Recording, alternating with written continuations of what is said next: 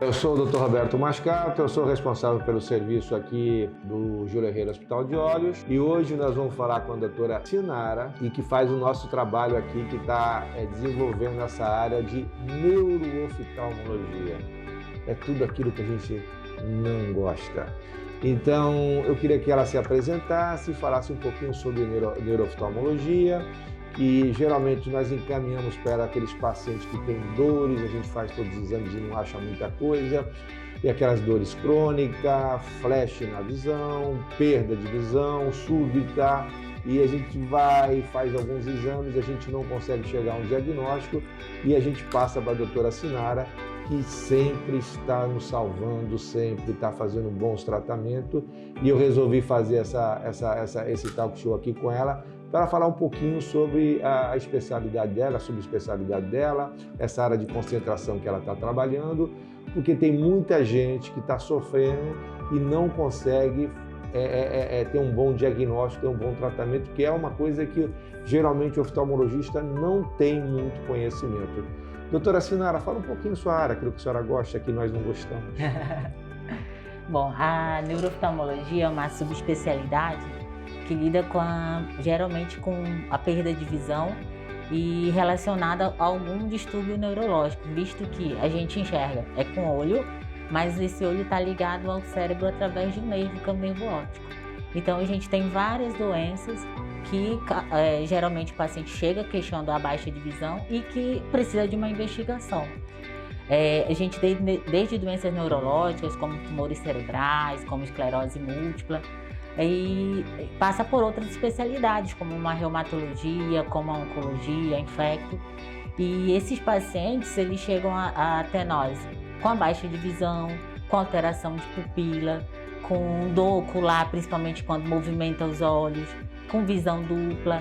Então, esses sintomas, muito especificamente, eles costumam chegar ao oftalmologista e, depois de uma avaliação, muitas vezes encaminhado ao neurooftalmo, que é uma subespecialidade que trabalha em conjunto com outras e buscando descobrir o porquê que esse paciente tem essa baixa de visão.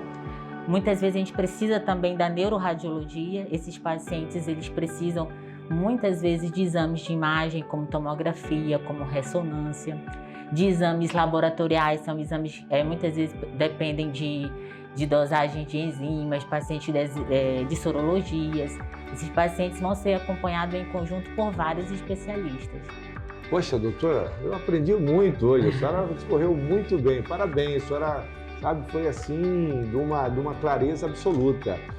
E olha, uma coisa que eu percebi aqui, convivendo com a senhora e trabalhando aqui junto, que a neurooftalmologista é multidisciplinar. Eu vejo que geralmente quem encaminha paciente para a senhora é o pessoal da neurologia, o pessoal da endocrinologia, o pessoal da infectologia, e é interessante. Então, para você desenvolver a sua especialidade, você precisa de bons equipamentos.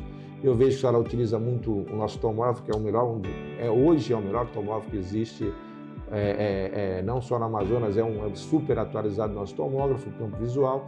Então é uma especialidade que você precisa também de exames complementares, tanto de imagem quanto também de laboratório, né? Então não é uma especialidade, uma subespecialidade simples. E então ela falou muito interessante, se você tem aquelas principais doenças que tem que ser acompanhado pelo neurooftalmologista, a senhora podia falar para mim, a senhora falou esclerose múltipla, quais que são as mais comuns que vai ao seu consultório, qual é o paciente que a senhora realmente está, mais comum que a senhora está acompanhando? É os pacientes de reumatologia, parece, né, que é o uso de cloroquina, hidroxicloroquina. Fala um pouquinho sobre isso, por favor. Da parte neurológica, os pacientes, principalmente de doenças degenerativas, por exemplo, como a esclerose múltipla, muitas vezes eles chegam até nós e eles ainda nem têm o diagnóstico, mas muitas vezes também o paciente já vem encaminhado pelo neurologista pelo fato de ter o diagnóstico de esclerose múltipla. 1/3 dos pacientes com esclerose, eles podem ter um quadro de neurite óptica, então eles vão ter uma inflamação no nervo óptico, e já sabendo ou não que tem a esclerose múltipla, eles vão precisar do acompanhamento do oftalmologista. Na parte de exames é mandatório, todos esses pacientes eles têm que ser seguidos com a tomografia de coerência óptica, que é o OCT, e com o campo visual, no mínimo, fora o exame oftalmológico completo no consultório, avaliação de cores, reflexo pupilar, dentre outras coisas, tem que ser um exame oftalmológico bem detalhado. Outro caso, paciente com tumores cerebrais, tumor de hipófise, qualquer tumor cerebral, qualquer paciente que tenha um diagnóstico de tumor cerebral, ele tem que fazer um acompanhamento oftalmológico também. Também vai ser necessária a realização de OCT, de campo visual e um segmento desse paciente até mais de perto. Muitas vezes esse acompanhamento ele vai ter que ser trimestral. A reumatologia, aí tem inúmeros pacientes que fazem uso de cloroquina ou hidroxicloroquina, pacientes com doenças reumatológicas, eles vão também fazer o acompanhamento conosco. Outro caso que chega, que muitas vezes o paciente não tem diagnóstico ainda, mas um quadro de hipertensão intracraniana, já aconteceu de o paciente vir numa consulta de rotina, trocar de óculos, o óculos não ficou 100%, vai examinar melhor, vê um edema do nervo óptico, que a gente chama de papiledema, e encaminhou para o neuro, foi constatado que o paciente estava com o aumento da pressão intracraniana e aí foi tratado também.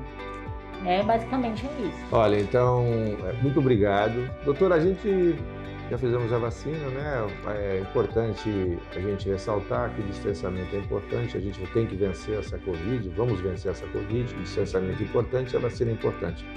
Como nós estamos já vacinados, mostra o rosto completo. A senhora é talvez a única profissional aqui no Amazonas que está desenvolvendo essa área. Eu acho que tem muitas pessoas que vão precisar do seu conhecimento. E obrigado por compartilhar com a gente o seu conhecimento. A senhora quer dizer alguma coisa? Fique à vontade. Bom, obrigada ao senhor pela oportunidade, obrigada à clínica. Não porque eu trabalho aqui, mas assim, a gente sabe que os pacientes na clínica, a gente tem condição de fazer um bom trabalho. A estrutura da clínica, a estrutura profissional, desde as secretárias, o nosso equipamento. Então, você que tem algum dessas doenças que eu comentei agora e que tem vontade de fazer uma avaliação, fique à vontade para nos procurar. Estamos aqui para recebê-lo, fazer o nosso melhor trabalho.